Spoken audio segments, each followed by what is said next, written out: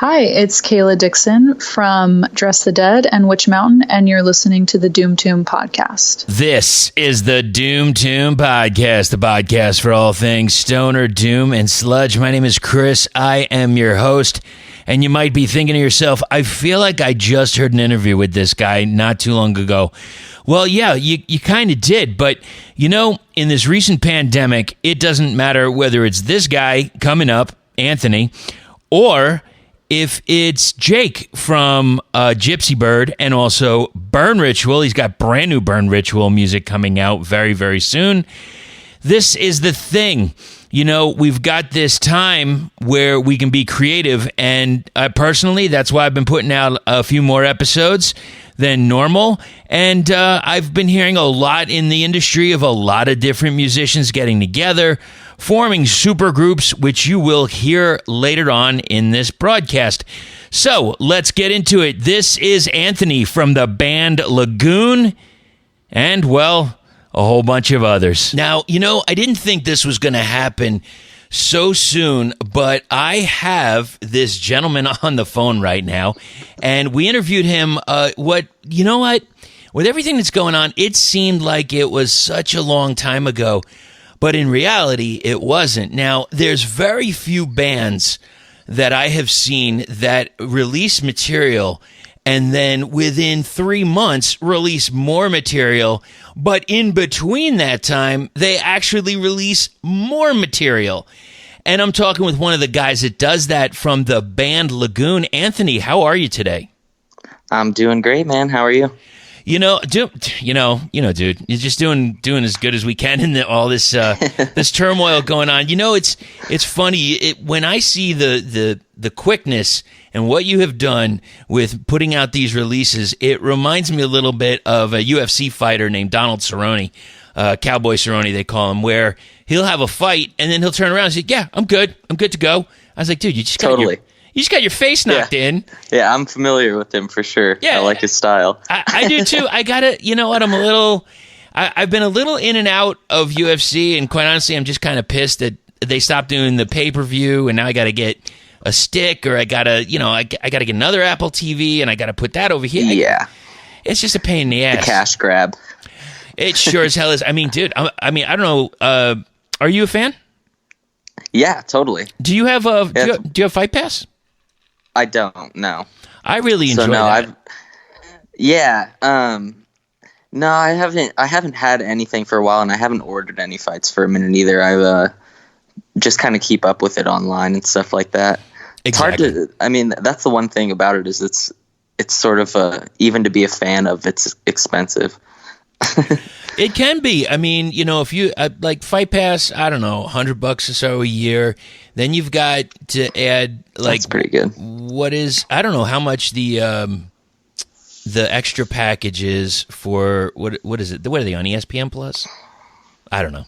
Yeah. It just, you're right. It adds up to a lot of money. Plus, I mean, pay-per-views, whether you get regular or HD, you're talking $60 each pop, so it's like $720 a year. It's a lot of money. Anyway, but by the end of the year, you're paying for about as much as you would for, I don't know, a seat in like the first 10 rows, I would guess. Probably, yeah. So, that's not really what I wanted to talk about, but just the fact that you reminded me so much. So we've got another dose of this LaGoon Garage Doom. And we've got this different thing now, or you do, with going from a 2-piece to a 3-piece. And you brought in Ignacio de Tomaso. I hope I'm pronouncing his name correctly, from Luciferica. You nailed the first name. I'm not totally positive on the last name. All right, maybe I'll just go with Ignacio. Yeah. And I tell you, man, it rounds out the sound. It progresses.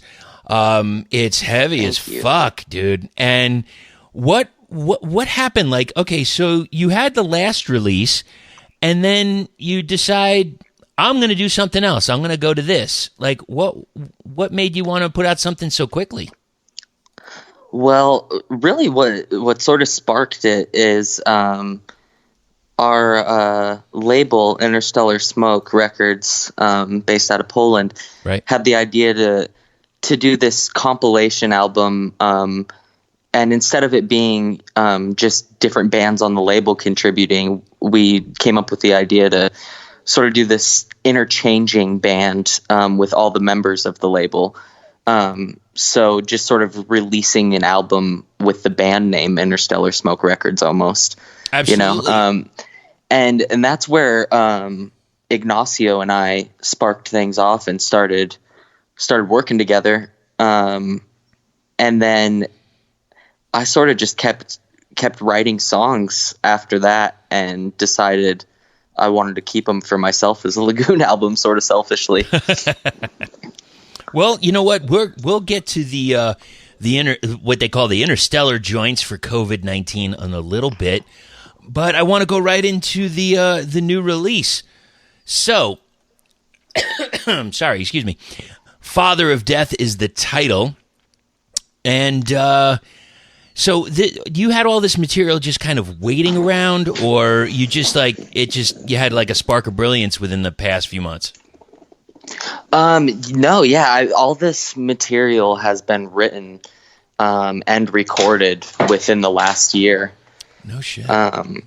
Yeah, so that's I don't know. I think that's sort of been the benefit for me artistically from this whole COVID-19 thing.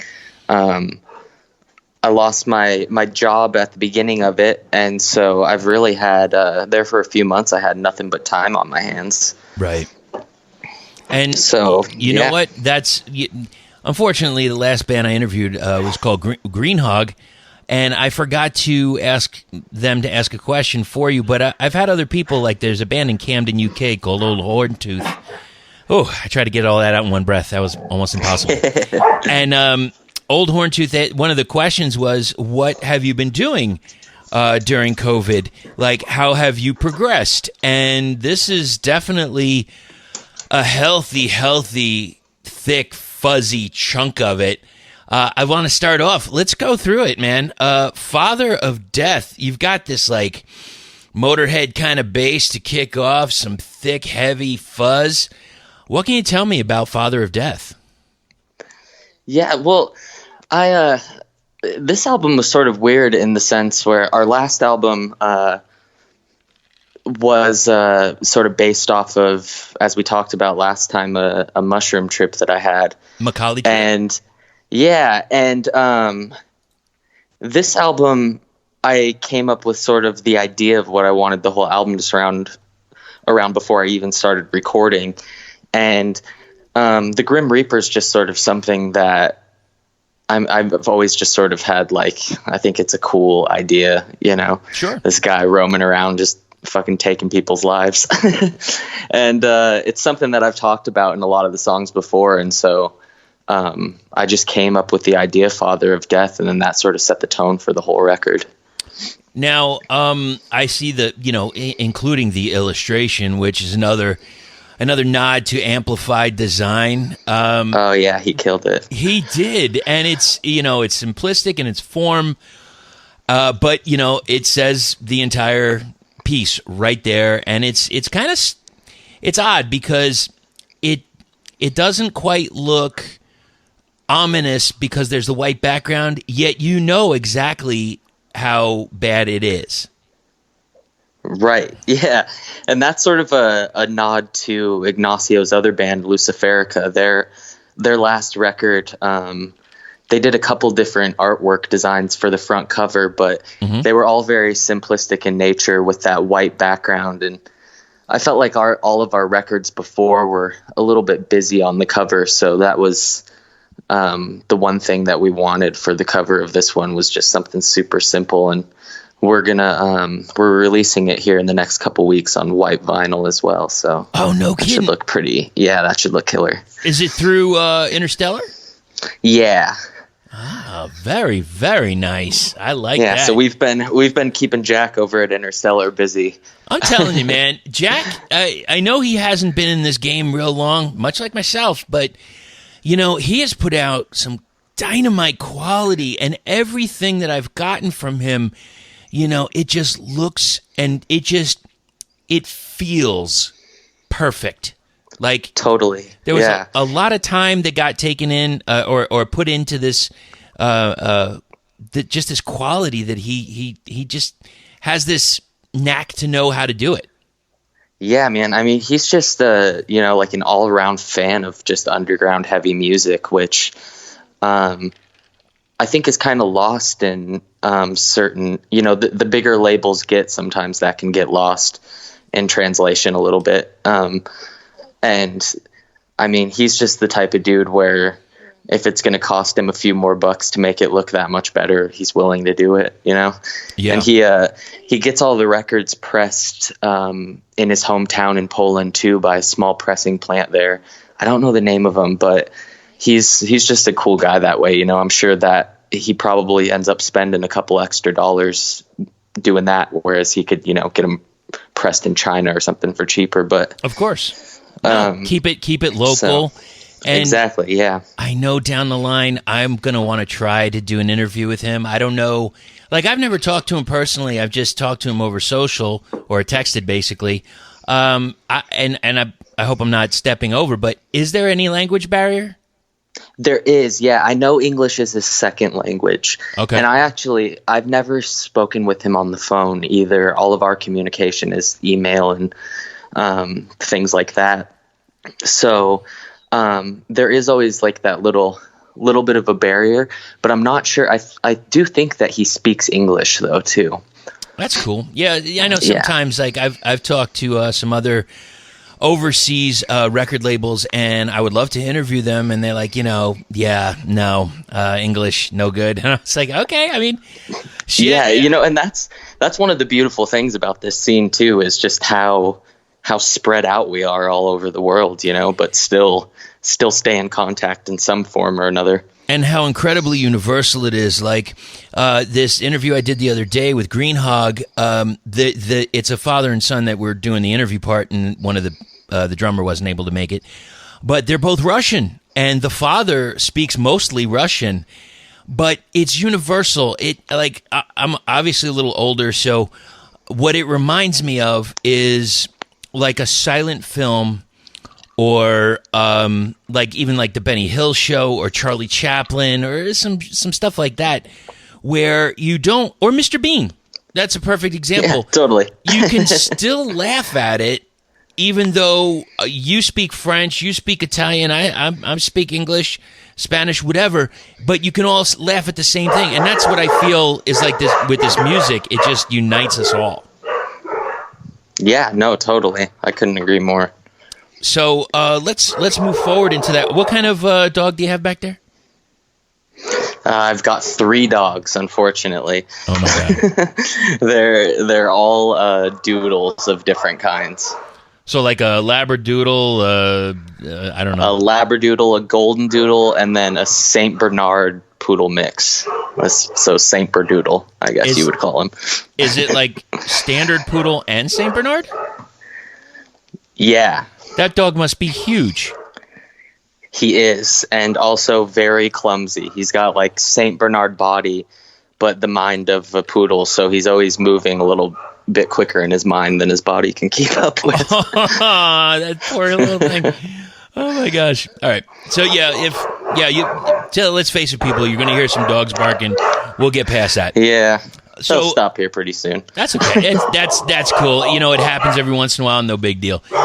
Resuscitation is the next track.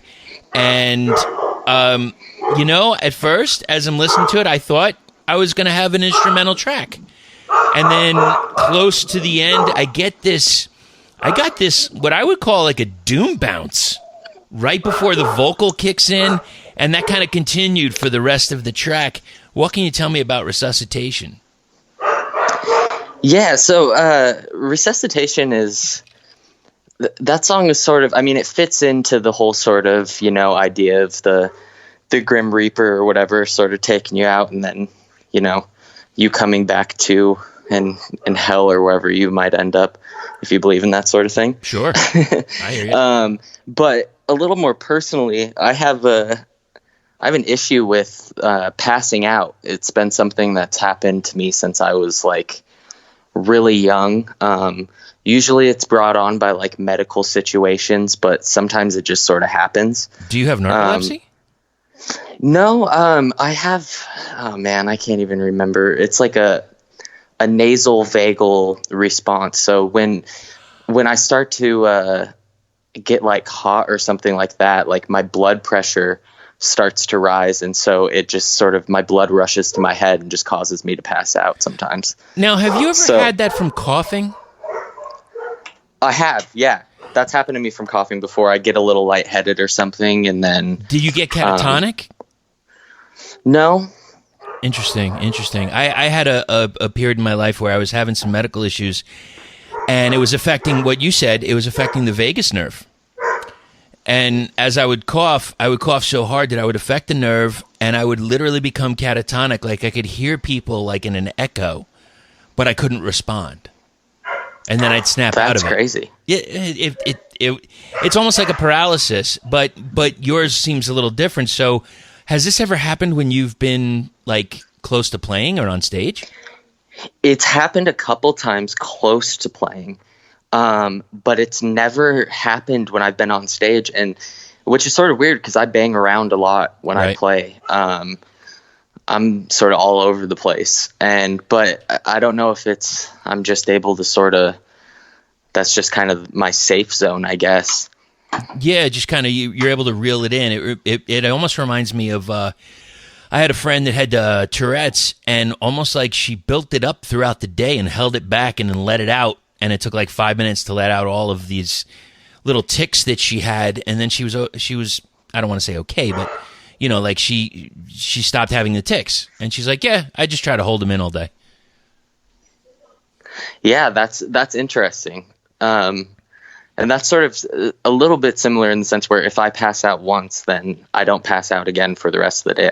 It's never happened to me twice in a day. Thank God. So I don't. Yeah, it's weird. It's almost like a reset of my body or something. But so that's sort of the idea behind resuscitation is when I do pass out, I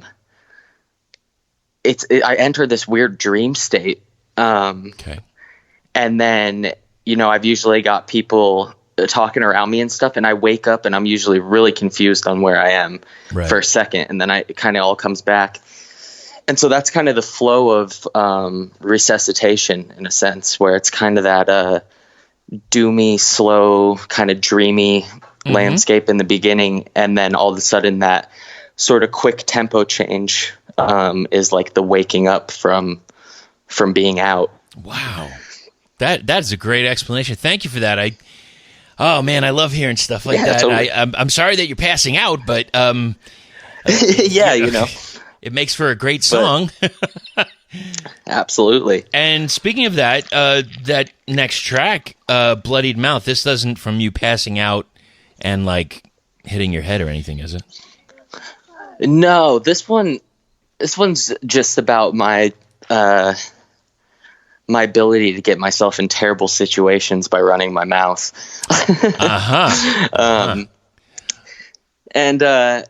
No, and I'm not necessarily the kind of guy that, you know, goes out and picks fights with people, but I am the type of person that has a hard time keeping my mouth closed if I feel like something around me is happening that's not right. Mm-hmm.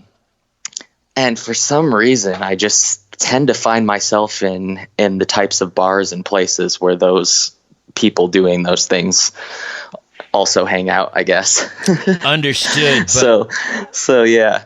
That's been another good reset from COVID-19. I haven't been out and getting into any trouble as of lately. So yeah, you're doing good. But you know what the thing is, I hear through this, I don't know if it's intentional or not, but through this track, I feel like you're kind of channeling someone here, channeling some Iggy Pop Stooges era, which, you know, that was so like it was you know, raw power. It was so in your face and, you know, not going to take this and, you know, et cetera. And I get the feeling that, you know, it was coming through there, but yeah, it kind of makes sense. So have you been able to curtail telling people, or is it? No, you know, I don't think it's going to be a thing that I ever move past. But doesn't it feel good? I mean, it does in certain situations. You know, when you come out on top, or no physical altercation happens because of it. But a lot of times, people that behave that way don't like being told that they're behaving wrongly. So there have been a few times where I've ended up with a bloody mouth. No doubt. And, you know, sometimes, you know, the mouth writes the check that the body can't cash, and it winds up being a problem. But we get through it, and we get past it. Okay, so Broken Oath. This is interesting because we have something on here that I feel really elevated the track, and we have Adam Scott from Thunderbird Divine. Another label mate. Yeah, and I feel like we got something talking about some wicked type of woman. What can you tell me about that track? Yeah, so that track is, first I'd like to preface that it is not a true story from my side by any means. But it's the story of a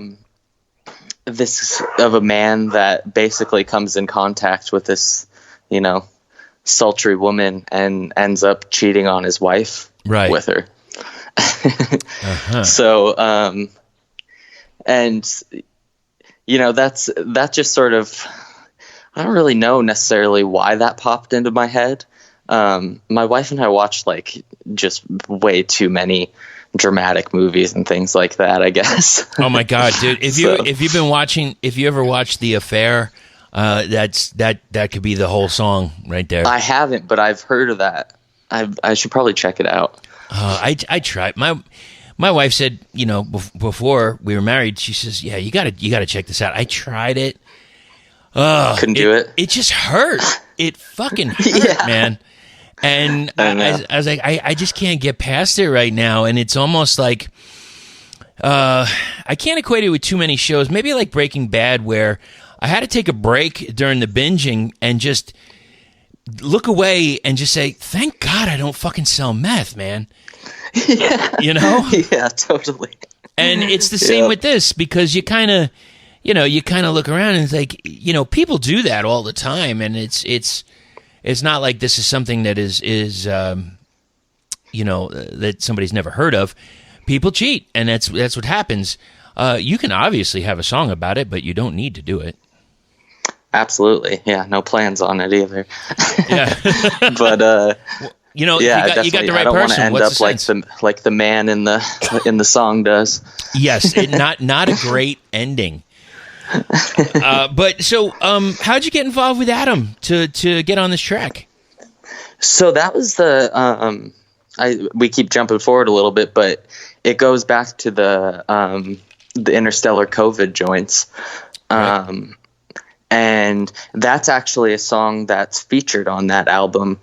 And the song that sparked the whole Father of Death album. And so when we were sort of finishing up with Father of Death, I had a couple songs that I was working on. I wanted one more song for it. And then I had to just reach out to those guys and see, Ignacio was already okay with it, but I had to see if Adam was all right with us just putting it on our album. Right. And luckily he agreed, because, yeah, those Mellotron and key parts that he added just sort of, we already added the bass in this album, but that really took it to like a whole nother plane that we've never even come close to before. So absolutely another level. And speaking of the next track, Stab and Cut, I mean, you know, I've heard your material, you know, over the years, and I get some, you know, some of the tracks have almost like I don't want to say like quite tongue in cheek, but you know, it's not as let me think about this, because Stab and Cut might be my favorite track on this release.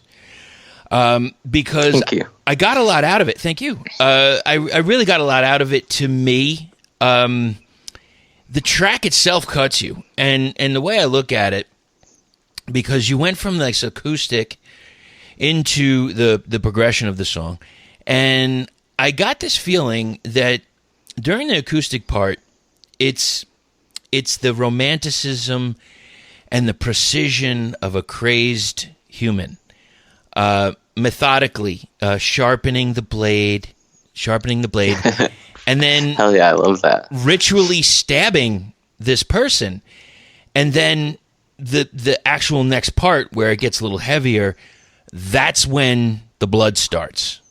That's it, totally, and that's what I got out of that track. What can you tell me? Yeah, so that was, I think that is probably, I don't necessarily know how to put it, but it's definitely the closest to like a ballad type song, that we will ever get to. Right. As far as having that acoustic intro. And that's sort of, I went to school for classical guitar. And so, most of the time when I'm around my house, I'm playing an acoustic guitar of some sort, whether it's a classical or a steel string. Sure. But really the only time I pick up a pick is when I'm playing these LaGoon songs. And so that, weirdly enough, that first riff is the only thing from this album that I'd had from before. And it's something I've been playing since I was probably 15 or 16 years old when I first learned to finger pick. Right. And it's kind of like one of those little warm up licks that I play every time I pick up an acoustic guitar. Sure. And I guess one day it just sort of like sparked to me that it could go further and get a little heavier. And then lyrically, yeah, it's pretty much exactly what you laid out, it's just, but it can even be more of in a metaphorical sense, Sure. Where sometimes like in an argument or something, you just feel like it's just like it's getting stabbed and cut, like it's just one thing after another. And then the next lyric goes on to say like, won't you stay away from me? Yep. And so it's just kind of like trying to retreat away from that argument, and then goes right back into the outro solo. Thank you for reminding me of that lyric, because I do enjoy when I hear something like that, when somebody, it's almost like a misdirect, like a comedian will do it, or somebody like, there was this one band years ago called Electric Angels, and they were middle of the road pop rock, and he would say like something like "True love and other fairy tales. This bed of roses has become a bed of nails," or something like that. Or he said, his girlfriend returns and said, "Drop dead gorgeous, drop dead." And right. I love that kind of stuff. It's like dark comedy almost, It starts leading you in a direction of feeling one way and then just sort of slaps you back down in the other direction, which, is a lot of times the way that arguments happen. Oh boy. It's things are groovy and then all of a sudden it's like you're just in a whirlwind, Boy, ain't that the truth. And, well, first off, I want to say, if you I would never tell an artist, please do this, but I'm going to ask you, please take this song, take this style, just expand on it, because it was, I really just loved it. I thought it was, and I think the fans would too. It kind of reminded me a little bit. The Heavy Eyes had a release. What was it? Was it this year? Yeah, it was just a few months ago. Not too, right around the time of Macaulay Trip, and the opening song Anabasis had that kind of start and build up and crescendo, and I don't know. I just get a kick out of it. I love hearing acoustic guitar, every now and again, and especially when it's so crisp that you can actually hear the finger, going up and down the strings. Yeah, that's a big part of it for me. We like to keep the electric stuff a little bit lo-fi, and that's my favorite sort of like folk music to listen to, is where you can actually hear the pick or the hand slapping against the guitar here and there, maybe even out of tune or out of time a little bit. But let me ask you, outside of this genre, what do you listen to? A lot of folk, or any kind of like Americana folk, or? Yeah, since I went to college in Montana, and that was sort of like my real like folk sort of time, and I almost sort of exhausted myself on it, but I'm starting to go back to it a little bit more. But honestly, what I listen to a lot of, I listen to some older hip hop and stuff like that. Okay. And then I listen to just sort of more mellow rock and roll. I'm not sure if you're familiar of a band called the King's Pistol. Of course, yes. Yeah. So man, they're on heavy rotation. They're about, I think they might have released a single today or maybe tomorrow from their new album.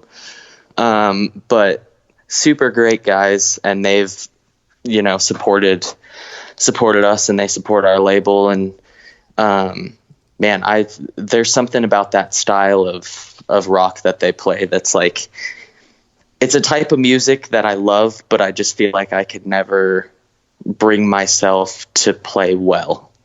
I just don't think that I could do it the justice that those guys do it. Hey, so that's sort of that's why that's the genre I choose to listen to all the time. 'Cause man, I envy some of those bands. We all got to start somewhere. We all got to figure it out. And I think that you're doing a fantastic job in just the progression of what you've created. Now, in recording this, how different did it feel? Because if I'm not mistaken, you all recorded this separately. You worked together tracking it. How did that process go? Was it easy? Was it more difficult? We're going to get right back into the interview in just a minute, but first, let's hear from Brother Mucho from the Great Electric West. Yeah, hey, what's up, big dogs? This is Mucho Drums here to tell you a little bit about my new company, Mucho Printing. Now, I've played in multiple bands for several years, and I know how important it is to leave your mark after any show. Even before hitting that first note, you want the crowd to know who you are and remember who's responsible for the sore necks the next morning. Presentation is an important factor in any band's mission to the top, and that's where we come in. Fully printed backdrops, removable bass drum covers, mesh cab covers, flags. These are just a few products that we can offer to you. We're based out of Los Angeles, California, and can ship anywhere in the United States. More importantly, our goal is to help promote bands off the stage as well. With every order, we'll post pictures of the prints, along with info about the band and any other advertisements you'd like us to include. Please check us out on Instagram and Facebook by searching Mucho Printing. Send us a message for any details. Hope all of you are staying safe, strong, and powerful out there. And remember, you win some, you lose some, but nothing beats getting some. Cheers, my friends. The drums were difficult. Just because Brady and I are always have been in the same room, and even if I'm not necessarily playing along with him, he's listening to me play, and I'm sort of in the room making head nods and stuff like we're playing together. So that was a little bit tricky, because basically we just had to send him the guitar and bass tracks to a click. Right. And then he had to add them. But luckily, I've just been like blessed with the people I've been able to play music with. So Brady's just like, he's like a walking metronome. So it was, he said that it was difficult, but I doubt very seriously that it was that hard. He knocked it out in a couple days. So, and Ignacio he's just like the man. He sent me, I think, probably 6 different bass tracks for every single song. Right. With different fills in different parts, with playing them through different amps. He just gave me like a stockpile of tracks to choose from. So, it weirdly came together almost easier than any of the other albums. Yeah, maybe. It's almost like we need to separate more often or something. Every once in a while, and let me tell you, Ignacio and Luciferica, holy shit, dude. I mean, that's like, it seems like the future. It's the next level, and he seems tireless in what he's been accomplishing so far. Totally, yeah. And we're actually, Ignacio and I started another band called the Crooked Whispers. Really? With Chad Davis. From Agrabody. You didn't interview Chad, right? Oh, he's the fucking man. What yeah. style? like low and slow doom. Why did I think Chad might have told me about that? I'm not sure. Yeah, so it's we've got a full album done being mixed right now, so hopefully that'll be out here pretty soon. And then Ignacio already has like 2 more albums written that Chad and I are starting to work on. So he is just like, I don't know if that dude sleeps or what the hell his program is over there, but He pumps out more music than he breathes. Okay, now, so if you got like LaGoon wasn't and Chad, because I think, I don't know if I'm speaking out of tune. I think that Chad was going to be doing something with Interstellar Smoke, if I'm not mistaken. He is, yeah. I think I don't know if I'm supposed to say that or not. The last Agrabody release. Yeah, I don't know if that's out there. But coming at some point. Man, I don't know either, but Shit. Hopefully it is. Hopefully we didn't fuck that up. I would like to say I'm going to edit this, but chances are I won't. Only if I sound like a complete ass, which most of the time. But Chad and Jack are cool. They'll be stoked that this is how it was announced. And so if it wasn't for Interstellar Smoke, would you have gotten involved with Jack and Ignacio? No, that's sort of the thing that brought us all together. Right. So I'm because I think, if I'm not mistaken, I think Chad and I did another song for the Interstellar COVID thing, but I can't remember for sure if he laid something down on it or not. I have it right here, which I think we were going to get into right now, because one track, I'm gonna just have full disclosure here. I heard the track before it came out, and I was like, "Holy shit!" Because I heard what you were doing with the vocal, and I was like, "Is he going full fucking sludge right now?" Like, I'm so used to hearing like you have that, like you say, that skate garage doom, lo-fi indie kind of thing. Yeah, totally. But then I heard the rough stuff, or I heard the track that you sent over to Ian from the band Stonewitch, and Jason from Stonewitch, or actually now previously from Stonewitch, I believe. And you had Chad from Agrabody and Ignacio from Luciferica, and you just crushed it with this. Gosh, man, I almost want to say like this Bongzilla Weed Eater style vocal on the song Grimlord. I forgot that song was included. That'll be on the first Crooked Whispers album. That is the Crooked Whispers. Oh, no shit. Well, yeah. That is fucking... You heard it here first, folks. Dude, it's crushing, man. Thanks, man, yeah. What I'm talking about is this Interstellar Joints COVID-19 release from Interstellar Smoke Records. Try saying that 3 times fast. And so the first track we're kind of familiar with, Broken Oath, where it was yourself and Ignacio from Luciferica, and from Thunderbird Divine, we had Adam. And then we have Grimlord. So how did Grimlord, the song, come about? So Grimlord was... Man, I'm trying to think of who sent over the first part for that. Remind me, who's all on that one? Because I think there's 4 of us. Okay, let's see where we're at. We got Jason from Stonewitch is playing the drums. Chad is playing guitar. Ignacio bass and guitar, and yourself, you're doing the vocal. And it was mixed by Ian at No Masters Audio from the band Stonewitch. Oh yeah. Oh, sorry. I'm all over the place. Yeah. So that one started with Ignacio, right. And was, when he first sent it over, it came over with the idea of, hey, let's start a new band.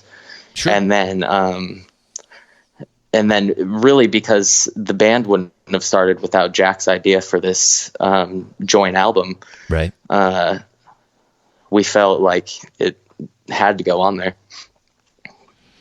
Interesting, because, like, I've talked to Jack, and Jack has, or I'm sorry, not Jack, Chad. Chad has gotten, he's like, I almost want to say like an unsung hero, because he's created so much stuff, whether it's in this genre or more of the ambient stuff as well. He has so many layers to him. I mean, that he's truly like an onion. He's and I'll go with a sweet onion, because I think he's a nice guy. But yeah, man. Yeah, no, totally. Chad's gonna be, in my opinion, one of those dudes that's in, a few years from now, hopefully be viewed as one of the more prolific dudes in this scene, because he really does put out an ungodly amount of music, and it's all quality. And he records it all on digitally. He doesn't record into a computer, which just like shows that man's patience. He is a patient man, and I got to interview him a while ago. I really appreciated that he took the time, and the one thing about it is, like, I could understand if someone's just putting out whatever, just take a genre. Let's just say doom, because that's what we talk about. If you put out doom, and you'd be like, all right, I get it. There's little differences here. He goes in such massive changes, and he has over his career. And yeah, totally. He just draws from every influence. By the way, I know you guys are listening to this right now. If you get the chance after this, if you haven't heard the Agrobody interview with Chad Davis, go over and check that one out too, because I think you'll really like where this guy is coming from. So, totally. All right. So, if you're in this Crooked Whispers, is this the vocal that we're going to hear? Yeah, that sort of snarly growl. Yeah. It's almost like it's a total alter ego, or it's another person. Yeah, man. I mean, I'd say that my inspiration for that is I'm just like a huge fucking Weed Eater fan. Hey, who's not? And yeah, exactly. And yeah, man, I just wanted to, that sort of style of singing, I do it a little bit on Broken Oath, sort of that call and response thing, but LaGoon is just a little bit, it's not quite in the right wheelhouse vocally. It doesn't fit. And so, right. As soon as Ignacio asked me if I wanted to do vocals on a song, I was just like, I'm going to scream the fuck out of these, and hopefully he likes it. And he dug it. So hell yeah. I'm right in the middle of reading J.J. Anselmi's book, Doomed to Fail. I don't know if you've heard of it or checked it out yet. And I just finished. No. I'm going to tell you, man. All right. So I've been doing this for a couple years. I'll be the first to admit, I don't know all the bands. And when somebody turns me on to somebody, I'm all down to hear it. But this, if you need a true study of the origins of Doom, where Doom is and where it's going, please read this book. I have been just, okay. So I knew about the band Cavity, but I've never heard the band Floor in my life. I just didn't know of it. And then, for the longest time I was saying, this I used to live in Florida. This music wasn't down by Florida.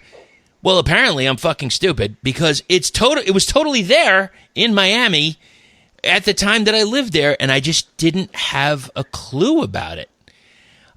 So yeah, it's crazy, man. Right. Yeah. If you get the chance, I'm definitely going to check that out. It's a good read, and hopefully, after I'm done reading this, I can contact JJ, and maybe we can get an interview and get a little deeper into it. But he goes in different sections. The I Hate God section was incredible, and the Floor section, Cavity, and I just finished reading about Weed Eater, and it's just, obviously some stuff you hear about and some stuff you know about, but it's good to get, like, it's like a Doom primer, I guess the way to put it. Hell yeah. So everyone needs that. Hell yeah, man. But we're going to change up just a little bit, and we're going to go into the next track off the Interstellar Joints COVID-19, which is Manifest. Now, in the previous track, Grimlord, we've got this snarly, sludgy vocal, and in Manifest, little different. And I don't think you were playing on that, but Brady was. Brady was playing drums on that. Yeah.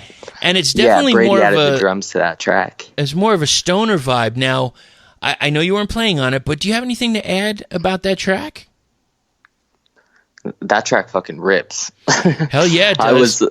I was honestly, I was able to have a hand. I mixed and mastered that one. So I was able to have a hand in it that way, and helping Brady record the parts for it. But yeah, man, that was one of those tracks where it was, because we have a big group of all the bands on the label. Right. And so that track was sent over, and it was just like everybody wanted to be a part of it right away. It's just one of those guitar riffs where everyone is just like, please let me be a part of this song. It is killer, man. And okay, so all right, so we got Ignacio again, and Brady and Phil from Sleeping Child, and Lucas from Sleeping Child. And the Sleeping Child guys are the ones that brought that one to the table. Really? Oh man, I don't know. I will apologize right away to them. I must have slept on them. I'm gonna have to go over to Bandcamp and check them out. And yeah, definitely do. They just came out with an album not too long ago, and I think they're already working on another one. So they're pretty quick to release as well. Okay, now, I maybe because you're on the label, I don't know how to pronounce the name. I've actually played it on the radio show, and I screw up the name. I'm not great at pronunciation here. Is it Vesjek Orkin? Oh, man. I don't know how to pronounce it either. Only because I know a couple of the letters in the name are actually, oh man, I can't even remember where those guys are from, but it's from their actual alphabet. Okay. Like the O with the dash through it. Yeah, I think that might be like Swedish or something, or from Denmark. I think it's something like that, and I have no idea how to pronunciate those letters. The way you said it is exactly how I say it, though. Vesjiskorken. and I just punched it up right now. They are from Denmark. So okay, all right. So I might have to. I don't know. I might have to reach out to them, because I am a monster fan of some Dutch sweets, as they say. Totally. Have you ever had anything called Turkish pepper? Yes, I have. Did you have the chewy or the hard candy? It was chewy. Dude, I know it's a love-hate thing, but I can't get enough. I would love if I just had a place that I could walk down the street and buy it. I know it's an acquired taste, and either people love it or hate it. So what was your experience? Did you love it or no? I didn't really care for it. That's okay. It was a little much for me. It is. It's almost, which is weird, because usually when people from other countries come over to America, they say that, all of our treats are way too much because we put so much sugar and stuff and everything. And that's the opposite. It's ammonium hydroxide, so we got some salt in there. Yeah, exactly. Okay, so yeah, that's sort of not so much my taste. All right, I'll stick to the sugar. Oh yeah, I had it is good. Even the sour stuff every once in a while. So okay, we got the Interstellar Joints COVID-19. Do you think that Jack is going to want to do another part to that, or is he laying low on that right now? No, so yeah, we've still been talking back and forth, all the different bands, and I think there's 2 or 3 songs right now that are actually in the works. Nice. And so the idea, I think, is just to sort of keep adding songs to that Bandcamp release, and then I don't know if eventually maybe we'll do a hard copy of it once it gets to enough time or something. I think it'd be a great idea. Even on the Bandcamp site, you got somebody that is saying, I'm waiting for the 10-inch vinyl release just due to the brilliant cover. Are you still there? Yeah, we cut out for a second there. That was weird. Did you hear that? Yeah. I don't know what the fuck that was. That was I don't know. The feds are listening, man. Dun dun dun. Did I say bomb? Did I say something weird? I don't think so, but shit, I know we mentioned COVID a few times. Maybe maybe somebody's after us. I don't know. So, one of the questions that I was going to ask is, are there any more, basically, because you honestly, Anthony, you're very prolific, and are there going to be any more COVID surprises? Now, I just heard Crooked Whispers, but do you have anything else up your sleeve right now? We've got a couple things that we're working on, but right now it's a little bit hush hush. Interesting. We've been talking. I'll give a little hint. I won't give too much away, but we've been talking with another label about maybe doing a re-release of our live album that we put out here a little while back. Awesome. Bringing it out on vinyl, because that's the only release that we've put out so far that we haven't done a physical release for. So, and I think that's needed right now because, we're not going to the shows. It doesn't matter whether it's Luciferica put out a release, Great Electric Quest, War Cloud, and I'm sure a ton of others that I'm missing. But we're not getting able to get at these shows, and I don't know when we will. But this will at least satisfy another it. thing. Yeah, and another thing we've been working on is trying to get sort of a legitimate live stream situation set up. We did one live stream before, but we weren't really pleased with the sound or anything like that. So Gotcha. We've been spending a little time in our practice space trying to figure out how we can actually record the drums and everything and make the sound go directly in. Oh, that's awesome. So hopefully we'll have something like that coming up in the near future. All right, so just a few other quick questions. What are you currently listening to? What's on your radar right now? Oh man, I spend a lot of my time. I try to listen to as many bands that we play with and bands that are sort of, on the same level in the underground scene as us. Right. So recently I've been listening to the newest Dirty Princess album, which is a band from here in Portland. Okay. It consists of 3 girls. One of the gals, Michaela, the bassist, also plays in Blackwater Holy Light. Yes. And this is another band that she's a part of, and she plays bass in, and they're just like one of the most badass straight up rock and roll bands in Portland. I would argue probably like the most straight up rock and roll band in Portland. Okay. And now, I'm looking at it. I apologize. I don't mean to cut you off. No worries. I am looking at it. Wait a minute. Okay. So I'm looking at it right now. If you go on to, I might have to put a link on this. I've tried to cut down on the links just to keep it like real band specific, but there are 2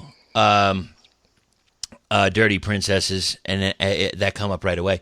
You want to go to Dirty Princess Band, because if you go to Dirty Princess out of Madrid, Spain, it's quite a different head, so to speak. I can imagine that's a different vibe entirely. Oh yeah, there's well, you know what? Let's be straight up. There's a little bit of scissor grinding going on, and some electronic disco punk, which I don't think fits the audience, but okay. So Dirty Princess Band, I'm gonna put them in the wish list. I'm actually I'm gonna grab a smoke tonight and listen to them and see what they got going on.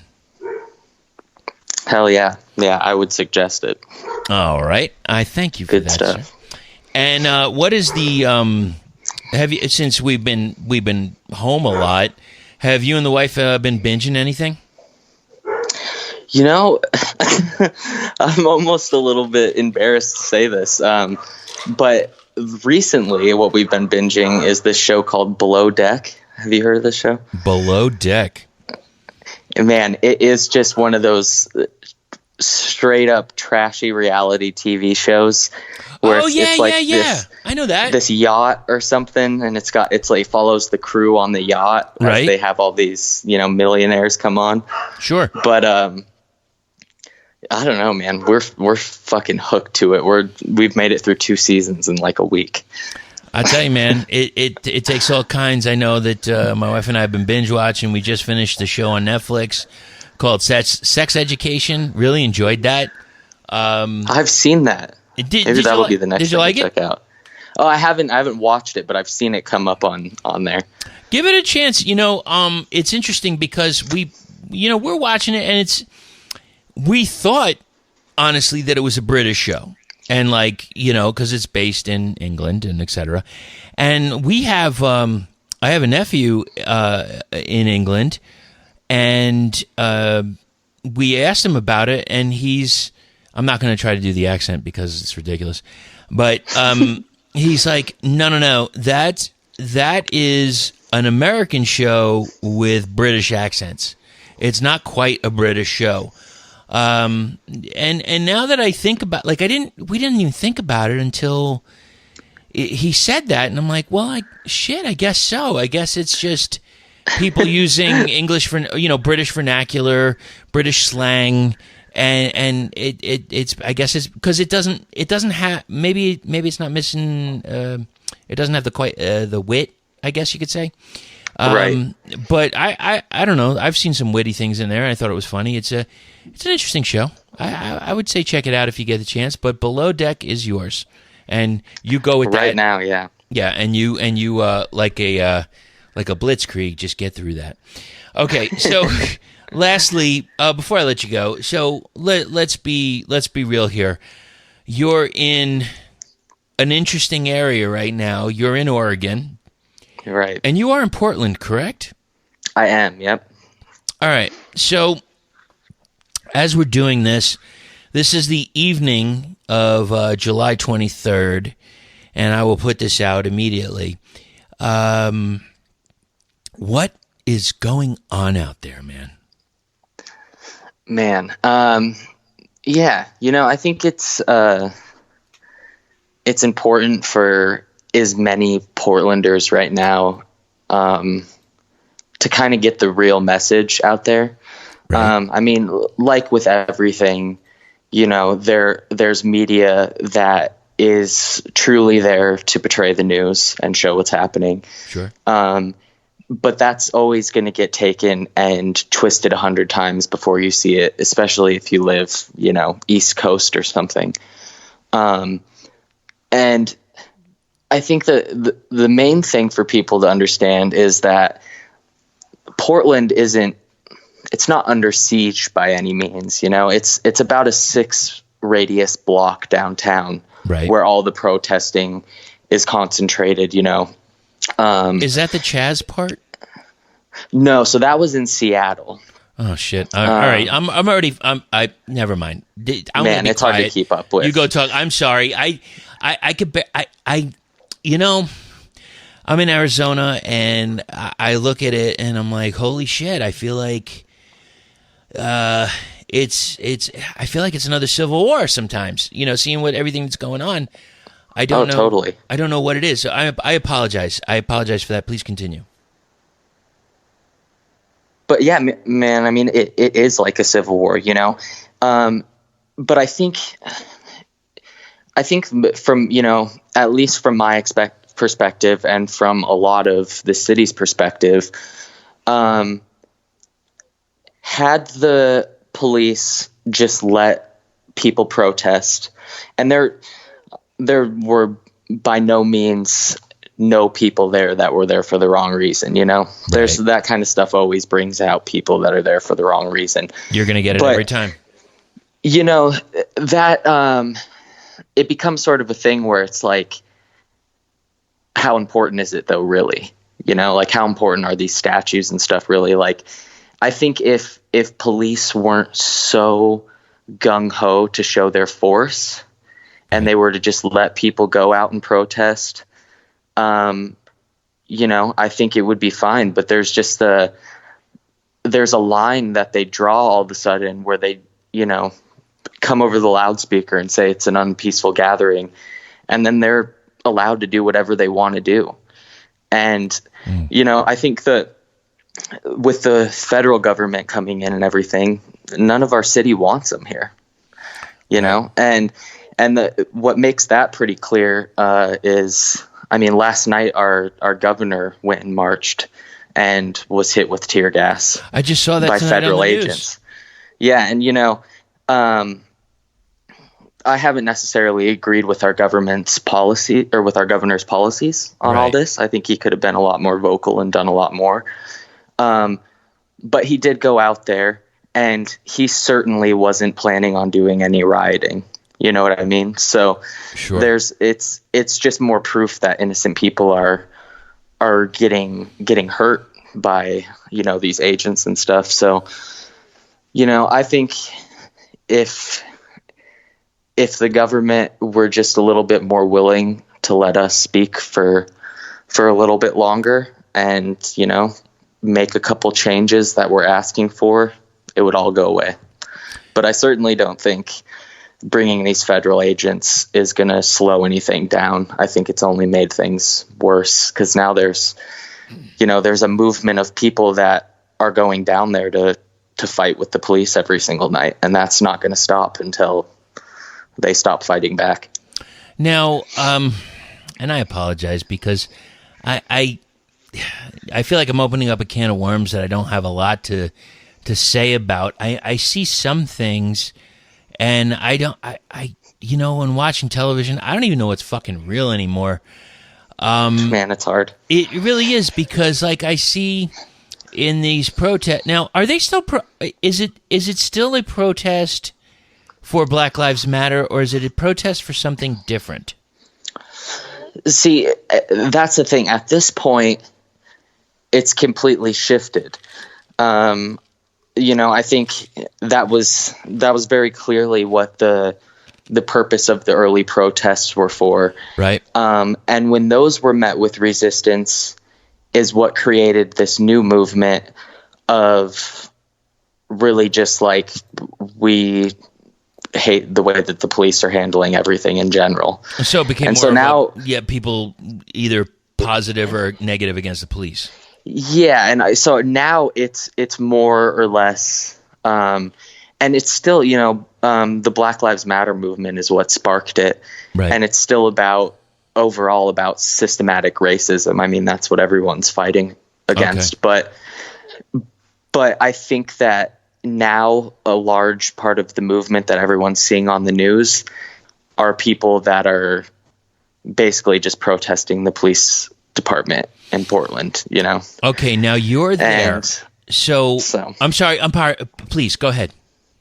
Oh, no, that's all I had. Okay, so I saw this thing, and, you know, obviously I've seen it on the news a little bit. I saw it on Reddit, and again, I don't know what to make of it. What is with the protester? I don't even know what to call it, a kidnapping, but it's fucked up, man. What is that? Please, you tell me if you've seen any of this or if it's true. If there are unmarked vans, if people are being taken away. Yeah, it's 100% true. I believe I don't know if it's the Homeland Security or what it is had to come out the other day and say that they had federal agents in Portland, and I believe Trump just announced that he's sending another task force to Chicago now. Right. Yeah, I've heard a lot going on there. Yeah. And, you know, that's where all of the anger has really been sparked in the people of Portland, you know? That's why people are going down there, is they're trying to get these agents to leave our city, basically, because I mean, to me, it's like modern day Gestapo type shit, you know, unmarked vehicles, right. These guys jumping out. They don't identify themselves or say anything. And I think the scariest part about that is like, what's stopping, you know, just ordinary civilians from, you know, hopping in their minivan and putting on a bunch of, you know, camouflage fatigues and going out and swooping people off the street. Too true. Because it wouldn't be that hard to get away with right now. Everyone would just think it was a federal agent or something. So I don't know. I think the whole way our federal government is handling this situation, and honestly, the way that this president has handled every situation has just been terrible. Yeah, but you know, there's been a lot going on. Yeah, well, and everybody is entitled to theirs. I'm sure I'll hear some shit about that every once in a while. Okay, yeah. So here's the thing: like when the Black Lives Matter protests were really big, I was on this app. It's called 50 Radio. I have an Apple iPhone, and if you get a chance, get on there. And I'm actually, as I'm talking to you right now, I'm going to punch it up and looking up the top 100 scanner feeds. And we've got Chicago is still number one. I mean, I don't even. Let's see. I'm looking down right now. I don't see Portland even in the top 25 of them. But Chicago seems to be having a little bit of drama right now. Totally. I know, and I think that's the frustrating thing. I think for civilians of this city is that Portland's a fucking safe place to live. You know, right. It's a safe place. Our crime level really isn't that high, other than like we have a pretty high level of vehicles that are stolen, but you know, they're stolen by junkies and then they're found later on. Well, so, the normal type of city stuff, but we by no means have shootings in this city.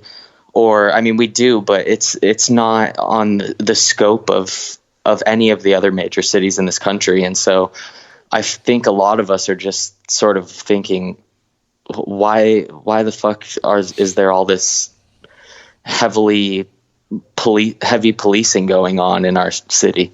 It seems like it's just out of the norm. I'm like, look, if they want to police, maybe just listen to Fred Armisen, Carrie Brownstein. You know, the dreams of the 90s are alive in Portland. Please, just let it be. Exactly. Let it fucking be. Enjoy yourself. Yeah. Get some kind of artisan cocktail, some kind, sing a song and get a sandwich for free. I don't care. Just let's just stop all this, man. But I'm one guy, you're one guy. We don't know what's happening. But I will tell you this, Anthony, I am so thankful because I got to talk to you a while ago, and I love talking to somebody a second time, a third time, get more comfortable with the person, and just talk real. You know what I mean? Totally, man. So thank you very much for that. Now, yeah, thank you. To get back into the music, where can everybody find everything for you? The best spot to look for our music is our Bandcamp. It's LaGoonPDX.bandcamp.com. But I guess actually the best place to go is probably our Instagram, which is at LaGoonPDX. Right. And up on the top of our thing there, we've got one of those little link tree links or whatever. So if you click on that, we've got links to all of our labels, music, YouTube videos, music videos, all sorts of good stuff. Don't miss out on this guy. I really appreciate you, brother. Thank you so much for spending the time, and we'll talk to you again very, very soon. Hell yeah, man. Take care. Thank you, Anthony, for your time. Go check out LaGoon, The Crooked Whispers, Interstellar COVID Joints, and anything else that he's got going on. Head over to Bandcamp right now and check it out. Thank you all so much for listening. It's doomtombpodcast@gmail.com. Also, craniumradio.com, Sunday evenings, 6 to 9 p.m. Eastern Standard Time, I have a radio show. It's more music-based. It is called The Doom Tomb. It's all the music you know and love, and some stuff you might not have heard before. So check it out if you get the chance. All right, thanks, everybody. We got another interview coming up right around the corner. Sit tight. We'll be back real soon. And until that time, next time, meantime, and in between time, enjoy yourselves. Stay safe out there. Stay healthy. And above all, don't forget to stay heavy.